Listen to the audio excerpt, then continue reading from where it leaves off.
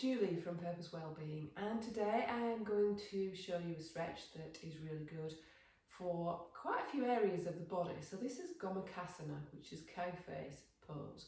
So it's where we stretch through the legs, hamstrings, the glutes, and also the triceps and the shoulders. Okay, so to come into this, we're going to bring the knees in front.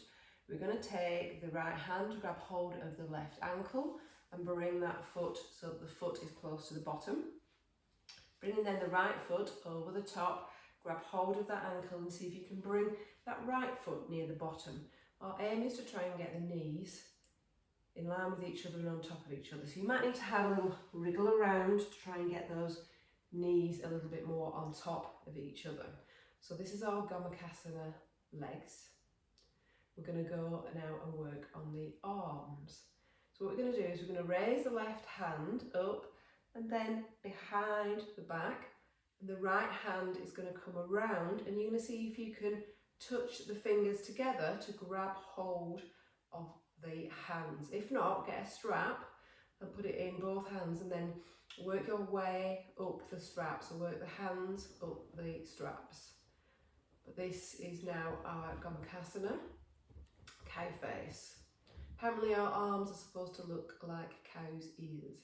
And if you wanted to intensify this stretch, what you can do is take a breath in, and as you breathe out, just gently come forwards, hinging at the hips so that you feel that stretch more in the glutes and the hamstrings. You really feel it there. I'm just going to take a few breaths here.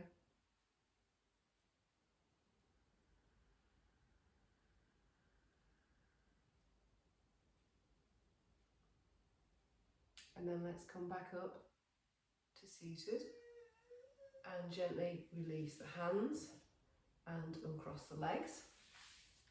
So I'm just going to change position so that you can see it a little differently this time. So again, we're going to pull the left foot through, the right foot through with the left hand, and then the left leg on the top. So you're trying to get those knees on top of each other. You might find that one side is better than the other for you. And then let's raise the right arm up and down the back so that the palm touches the back. The left hand comes up, the back of the palm touching the back. And you're going to see if you can then reach the fingers so that they will touch each other. If not, you could get a strap or the back of your t-shirt and you're just holding on, and you're then getting that pull in the arms. So we want a nice straight spine here. We don't want it rounded. We want to breathe in, and as we breathe out, we're just going to hinge forward from the hips and see how this feels on the other side. So we're trying to keep both sitting bones on the floor in this pose.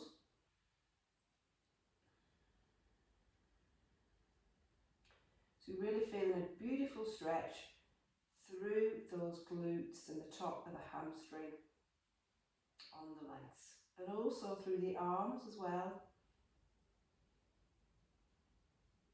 One pose working a lot of elements in the body.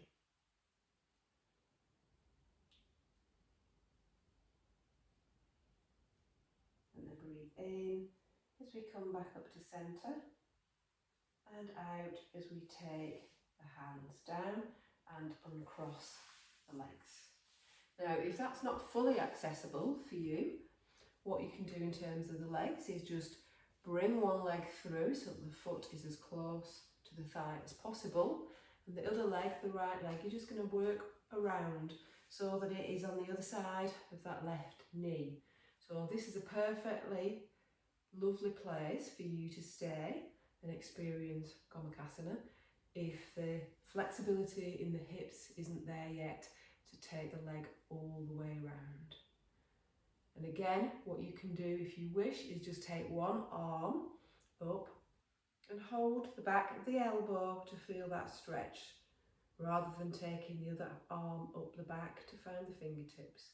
So this is a perfectly acceptable version, and you'll still be getting a lot of benefits from this pose. So I invite you to practice at this level if that's good for you, and work your way up to the full version. Just be really careful if you have any shoulder issues, if you have any hip issues. If you've had a hip replacement, please don't practice this because it will be too much for the hips.